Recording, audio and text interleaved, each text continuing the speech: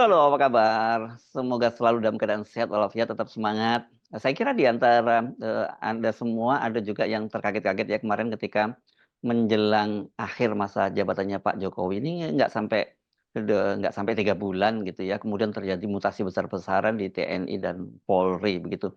Dan kemudian yang cukup, mencolok itu kan, pos-pos penting itu seperti Pangkostrat, Pangdam Jaya.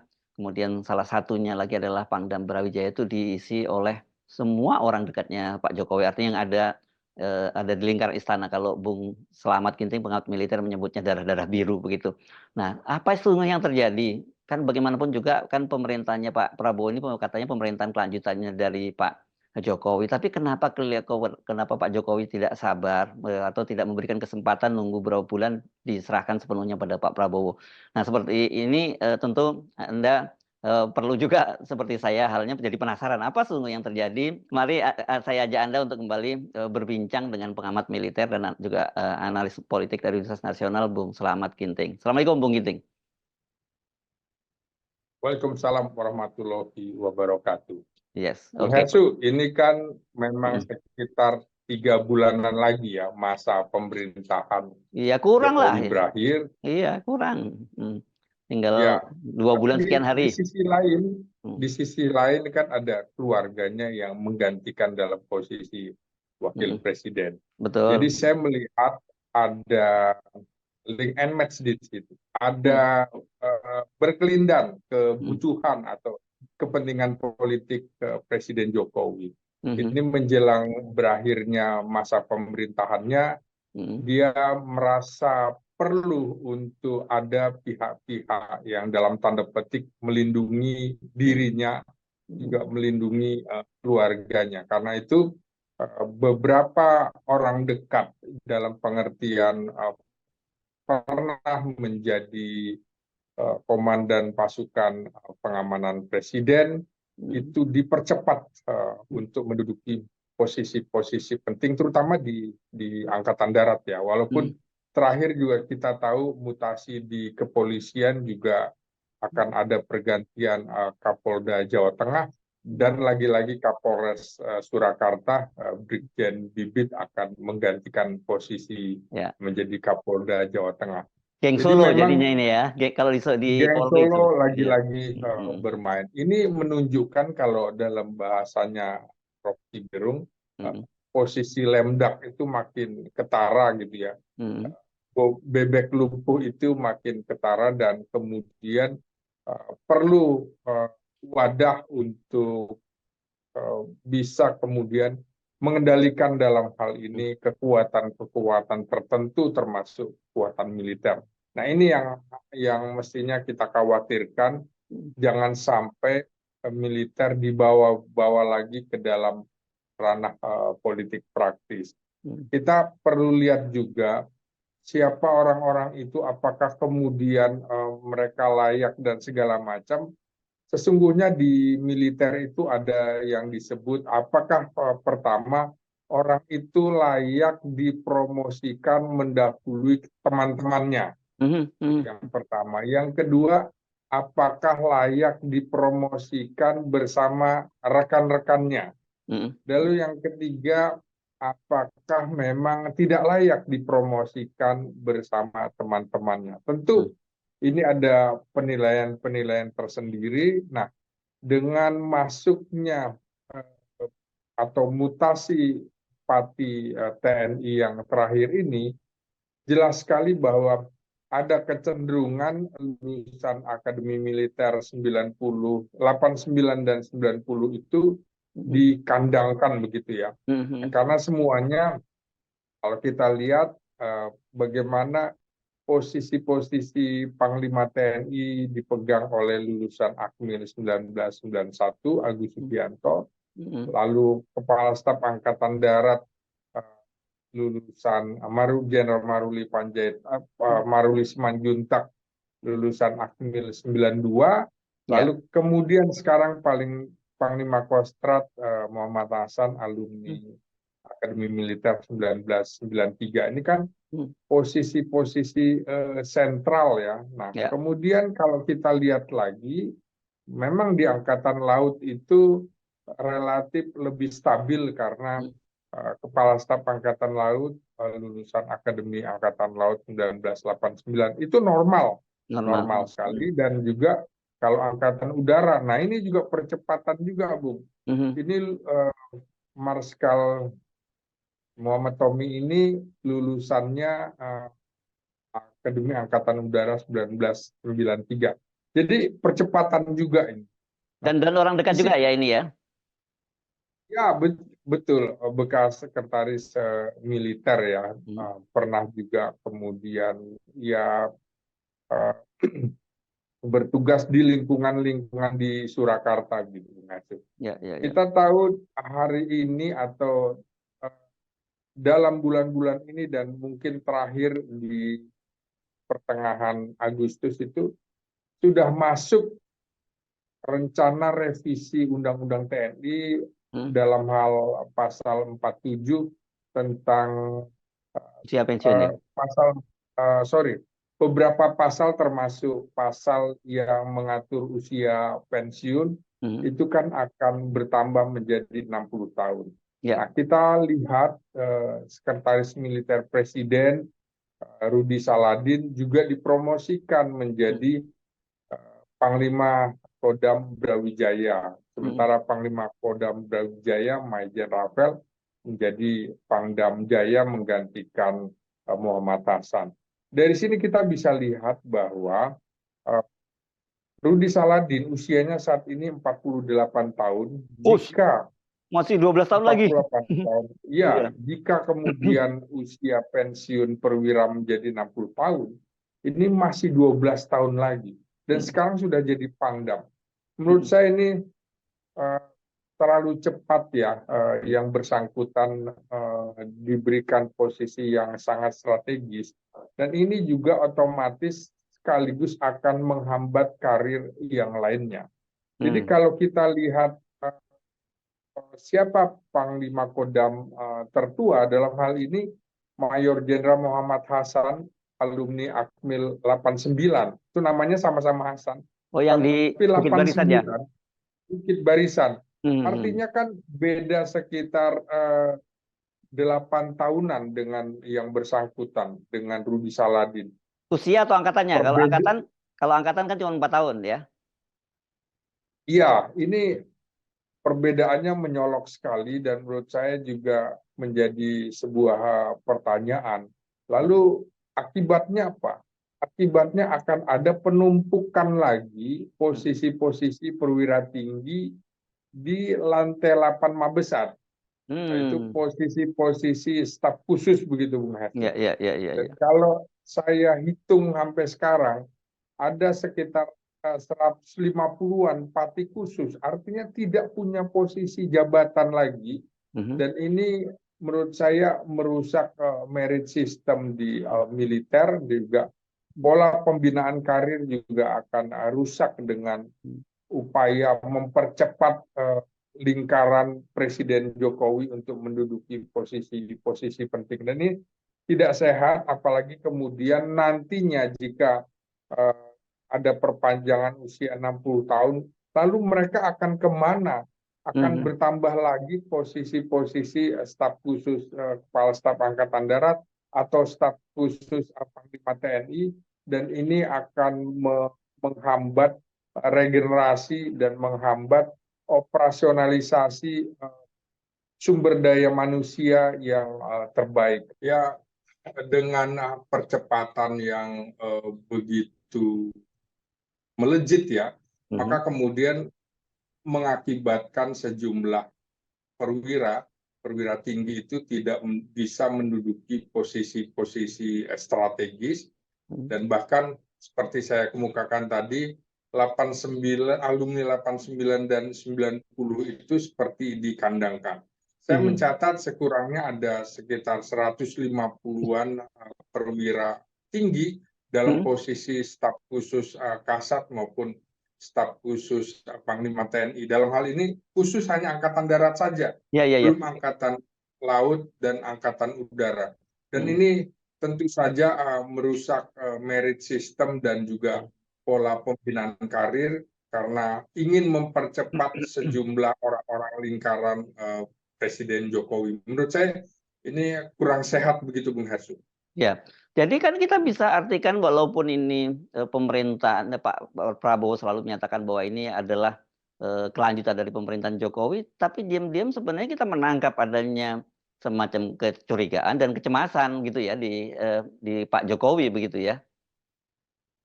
Ya, memang kalau kita lihat seperti itu polanya, barangkali belajar dari pengalaman Megawati ya, Ya, ya, yang ya. gagal dalam menempatkan Jenderal Riami Jatriakudu menjadi Panglima TNI, Hmm, karena di akhir pemerintahannya dan hmm, itu kemudian tidak dilanjutkan oleh Presiden SBY. Nah, ya. Presiden SBY juga dalam kasus ini sejumlah orang yang pernah menjadi ajudannya itu Hmm, tidak dipaksakan untuk menjadi posisi hmm, orang nomor satu di kepolisian, di Angkatan Darat, hmm, Angkatan Laut, dan Angkatan Udara.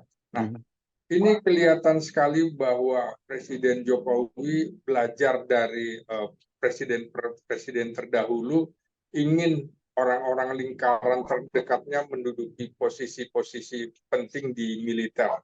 Dan hmm, saya khawatir bahwa sipil kembali akan menarik-narik posisi militer ke dalam politik praktis yang menjadi pengawal kekuatan politik. Seperti saya kemukakan di awal tadi, Bung Hersu, hmm, ada ada wakil presiden terpilih juga ya. merupakan anak dari Presiden Jokowi dan sepertinya butuh perlindungan, dan Hmm, ini dibaca oleh publik bahwa kemungkinannya juga TNI dan Polri akan kembali dilibatkan untuk mengawal Presiden Jokowi beserta keluarganya, begitu.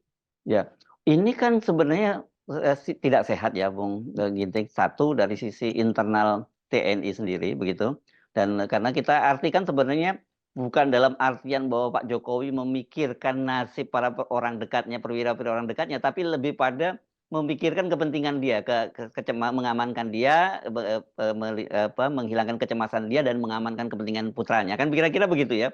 Yang jadi Ya, persoalan kan Pak Prabowo bagaimanapun juga meskipun sekali lagi dia mengklaim bahwa dia penerus Pak Jokowi, tapi kan dia pasti punya kalkulasi sendiri, punya preferensi sendiri berkaitan dengan orang-orang yang ingin dipromosikan, lepas dari soal merit system tadi itu, Bung Ginting. iya.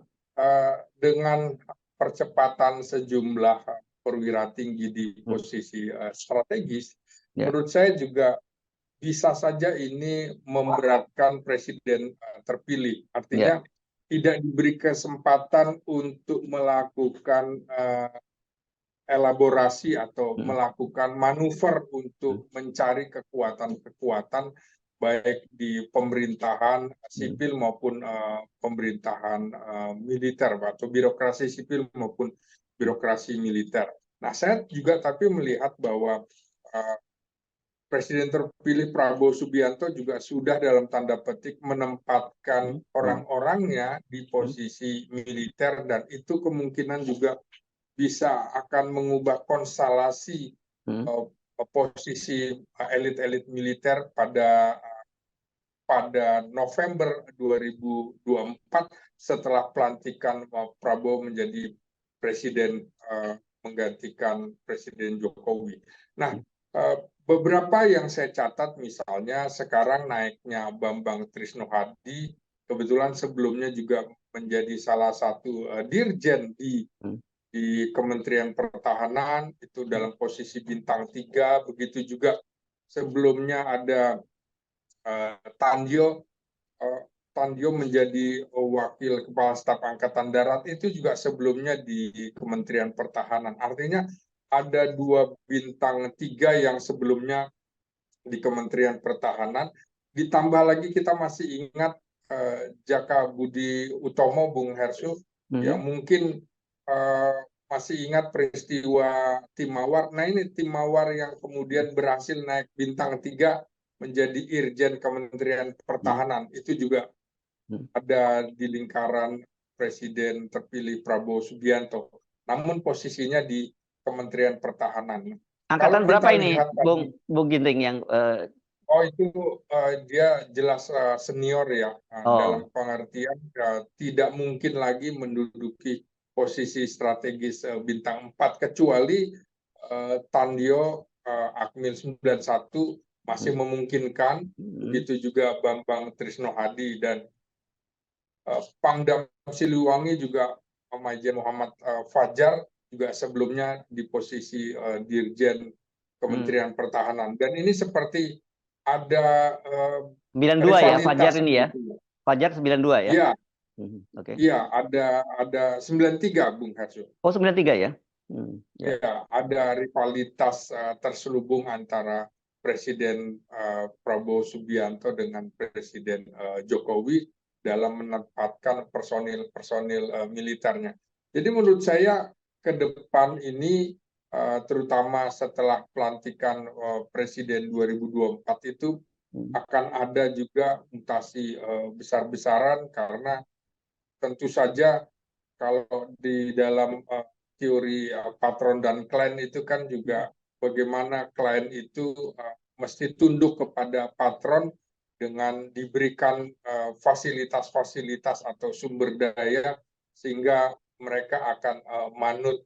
Nah, ini juga bisa merusak sebenarnya hmm, sistem di dalam militer. Ya, loyalitas itu harusnya juga tegak lurus kepada negara, hmm. bukan kepada pemerintahan yang sedang berkuasa. Nah, Ya. kalau semuanya mengacu kepada lingkaran darah biru, menurut saya yang rugi bangsa Indonesia juga, perwira-perwira profesional akibatnya tidak mendapatkan tempat yang layak untuk posisi strategis. Seperti saya kemukakan juga tadi, lulusan Lemhana sudah 4 tahun juga Hmm, masih menduduki posisi bintang 1, belum bintang 2. Padahal hmm, sudah menjelang pensiun. Dikemanakan mereka posisi seperti sekarang? Menurut saya ini yang seharusnya diperhatikan. Beberapa lulusan yang sekarang menduduki posisi strategis itu tidak menempati atau tidak mengikuti pendidikan Lemhanas, pendidikan hmm, kepemimpinan strategis. Menurut hmm, saya janganlah kita memporak-porandakan atau mencabik-cabik urusan militer dengan urusan kepentingan politik sipil, begitu Bung Hersu. ya. Saya tanya pada Anda nih, sebenarnya soal promosi-promosi ini, walaupun kita tahu bahwa itu tidak lepas dari tadi itu soal kedekatan dengan seorang presiden itu. Sebenarnya untuk perwira-perwira apalagi level bintang 2, pangdam-pangdam yang wilayah Jawa, begitu kemudian juga jabatan bintang 3 itu, tradisinya apakah ini menjadi otonomi dari seorang Panglima TNI atau sebenarnya Panglima TNI juga harus berkonsultasi dengan seorang presiden gitu? Menurut saya mestinya itu diberikanlah, kewenangan itu diberikan kepada Panglima TNI dan Kepala Staf Angkatan, Hmm, tidak ada kaitannya dengan presiden ya.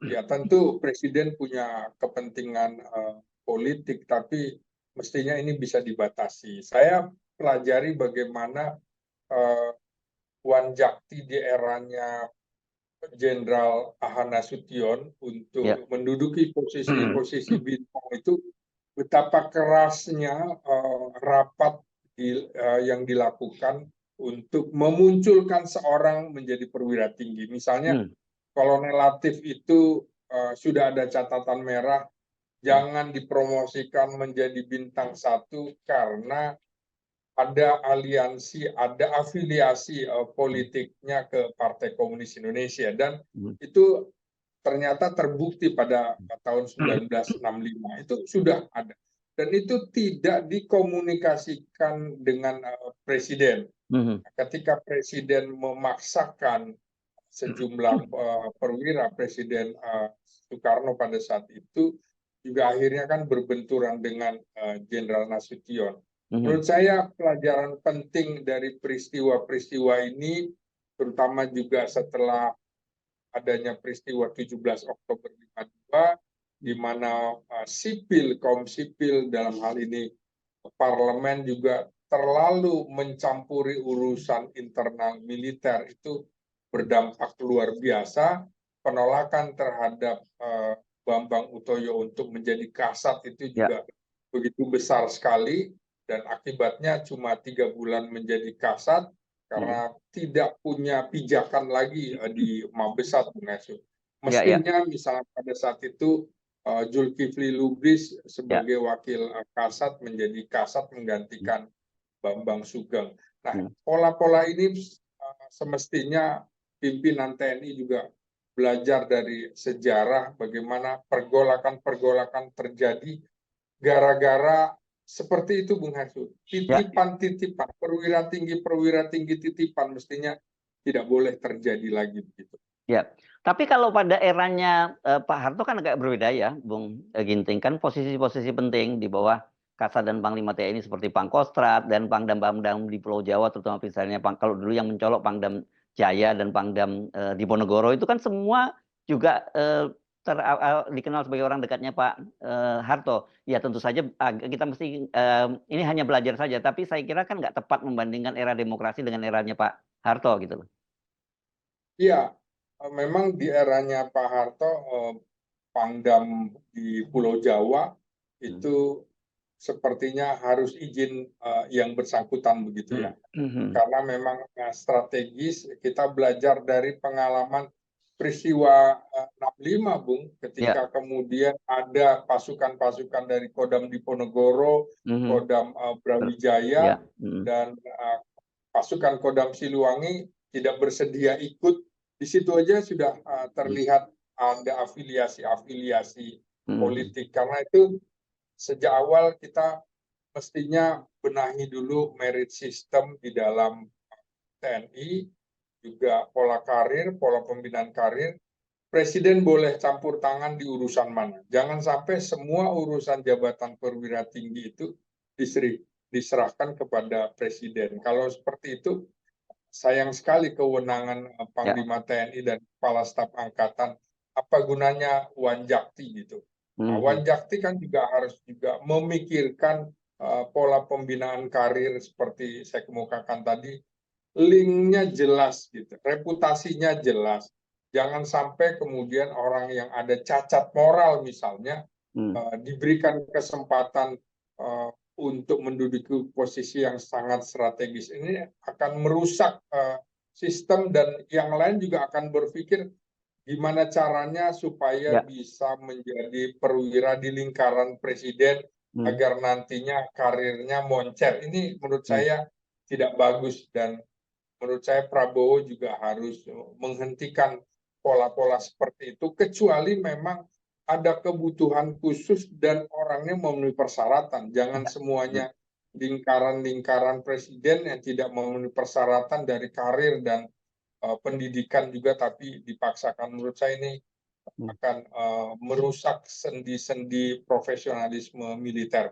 Ya, setidaknya kan ada dua soal yang sangat penting kita soroti dalam kasus mutasi terbaru, terutama ya yang terbaru ini ya, Bung Ginting. Pertama adalah berkaitan dengan mengapa kemudian orang-orang dekatnya Pak Jokowi semua yang dipromosikan mendapat posisi penting, gitu ya. Kedua, mengapa itu dilakukan hanya 3 bulan sebelum serah terima jabatan, kan begitu. Mestinya kan ada semacam tradisi, gitu ya, semacam konvensi kalau sudah 6 bulan menjelang masa jabatan berakhir itu kan pejabat itu tidak mengambil keputusan-keputusan penting dan strategis, kan gitu ya. Iya, idealnya memang seperti itu, Bung Hersud. Makanya saya kemukakan jangan-jangan ada kekhawatiran, ada ketakutan dari Presiden Jokowi menjelang pergantian kepemimpinan nasional. Kita tahu ketika era Pak Harto menjelang lengser juga Panglima TNI waktu itu Jenderal Wiranto sampai harus mengemukakan pidato khusus di istana bahwa dia akan melindungi presiden dan keluarganya. Sebenarnya tanpa perlu dikemukakan juga, pasukan pengamanan presiden juga bertugas antara mengamankan keluarga presiden dan wakil presiden, juga tamu negara tanpa diminta. Tapi dengan pernyataan-pernyataan seperti Jenderal Wiranto, ini menandakan bahwa jangan coba-coba ganggu, kira-kira begitu. Nah, persoalannya adalah kalau memang ada tindakan yang di luar kepatutan atau melanggar hukum, apakah juga harus dilindungi? Ya, ya, Kita ya. tahu di Hmm. eranya Presiden Gus Dur juga Tommy Soeharto ditangkap begitu ya. Mhm. Ya, ya. Padahal itu keluarga presiden. Nah, Hmm. ini kan juga harus dibedakan mana tugas profesional TNI, tugas Ya. profesional Polri, walaupun anak presiden kalau Hmm. kemudian melanggar kepatutan, melanggar hukum, ya jangan kemudian semuanya harus Ya. dibemper, Hmm. dilindungi seolah-olah kebal hukum. Nah, belajar dari pengalaman ini menurut saya kita harus juga mengkritisi mutasi-mutasi Hmm. TNI dan polisi. Jangan kemudian ada kecenderungan lagi istilah KKN terjadi di lingkungan-lingkungan birokrasi sipil maupun militer. Kita tahu Tito Karnavian waktu itu 7 tahun sebelum pensiun usia 58 itu Hmm. sudah menjadi Kapolri dan juga Jenderal Listio Sigit Prabowo. Akibatnya ada stagnasi di lingkungan kepolisian.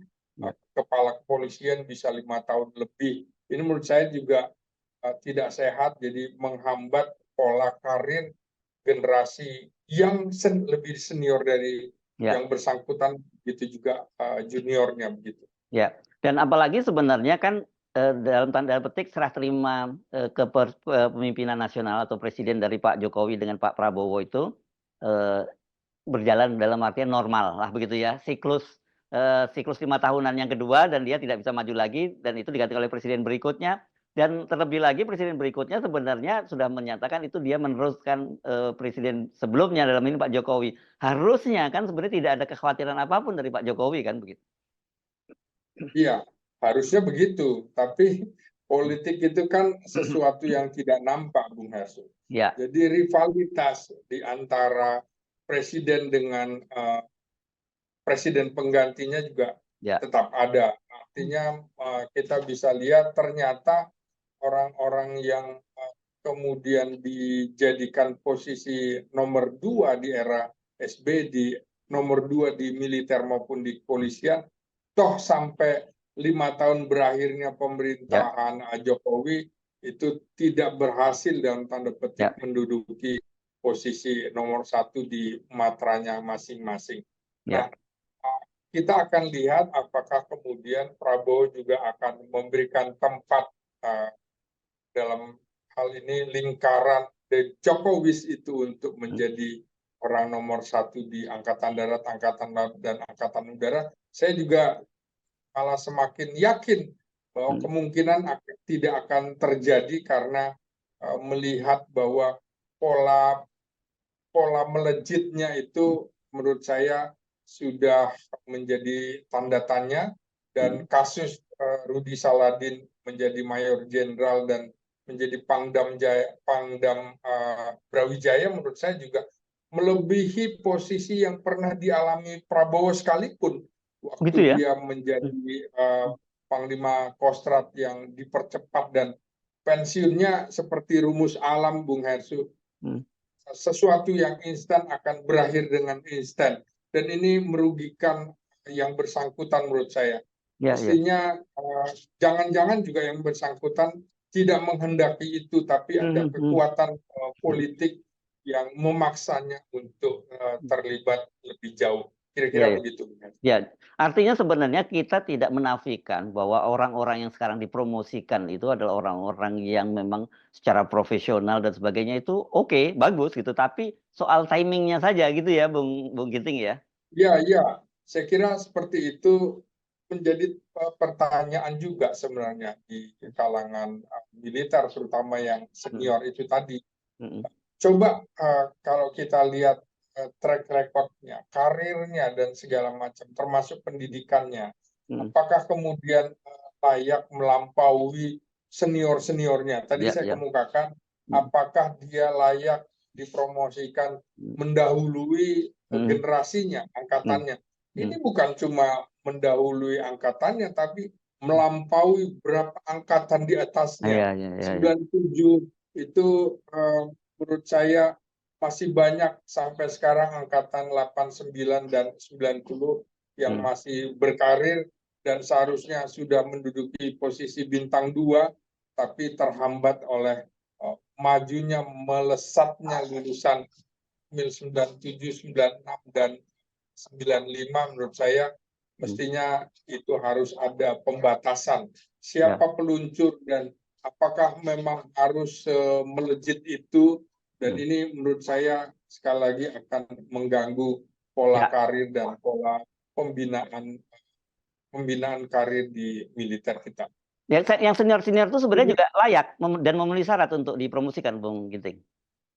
Ya, layak. Misalnya pernah menduduki posisi Danrem, pernah menduduki Kasdam, pernah Lemhanas, tapi kok masih bintang 1 aja. Ini kan juga menjadi tanda tanya.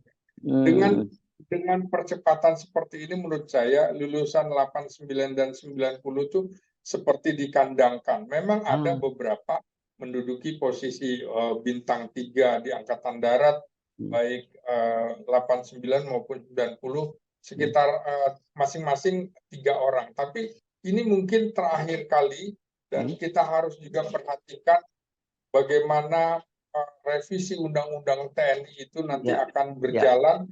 Seharusnya kita berpikir bahwa undang-undang ini akan berlaku 20 tahun ke depan, seperti Undang-Undang TNI sebelumnya 2004 dan direvisi 2024. Berarti antisipasinya seperti apa? Antisipasinya antaranya adalah ancaman-ancaman hakikat, ancaman dari luar, nuklir, nubika, dan lain-lain. Juga bukan sekadar melecutkan atau mempercepat jenderal-jenderal di lingkaran istana Presiden Jokowi. Oke, baik. Terima kasih, Bung Slamet Ginting, analis politik dan militer dari Universitas Nasional Jakarta. Assalamualaikum warahmatullahi wabarakatuh. Waalaikumsalam warahmatullahi wabarakatuh.